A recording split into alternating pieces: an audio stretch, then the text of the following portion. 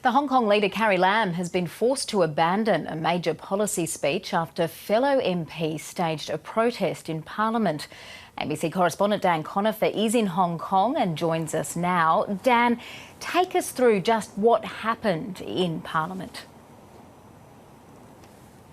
Well, Kirsten, we were expecting protests outside the Legislative Council building, but it was as soon as Carrie Lam walked inside and started striding towards the chamber that pro-democracy and opposition MPs started heckling her, chanting at her and yelling at her, holding signs in support of the protesters. That was even before she made it into the chamber itself. And then inside the chamber, as she strode to the podium and tried to make this annual policy speech, a State of the Union style address or a federal budget, perhaps in the Australian context, that she was again heckled by MPs. The chairman of the council, or the speaker again in our context, was forced to adjourn the session once. Then everybody came back. They tried again, but without any success. The chairman saying that Carrie Lam would have to give that policy address elsewhere outside of the chamber. Luckily, Carrie Lam and her team had been preparing, and they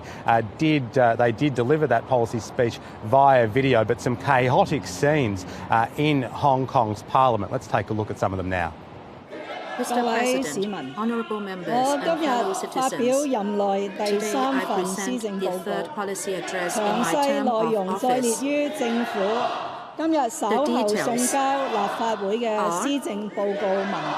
contained in the policy address supplement that will be delivered to the Legislative Council later on in the day. Right in the middle of the term of the current government, Ms. Tanya Chan, please leave the chamber. This policy address originally aimed to review the progress. Members who are using a light will have to leave the chamber. Mr. Ray Chan.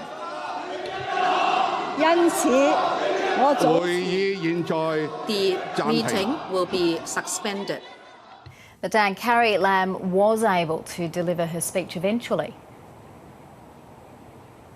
That's right, via video address, Kirsten, and a speech that largely focused on increasing housing supply here in Hong Kong, a city that has some of the most expensive housing in the world. 1 square metre costing around 50,000 Australian dollars, and some, particularly those in the central government in Beijing, believe that those astronomical housing costs and the pressures that places on young people, that is a factor in the protests we've seen here. That's pretty disputed, but nevertheless, Carrie Lam announcing measures including transitional housing for people waiting to get into public housing, another scheme to allow those in public housing to buy those houses privately, and also some land reclamation to create land where there's currently sea in order to boost land supply. But the first units out of that initiative aren't due to come on board until after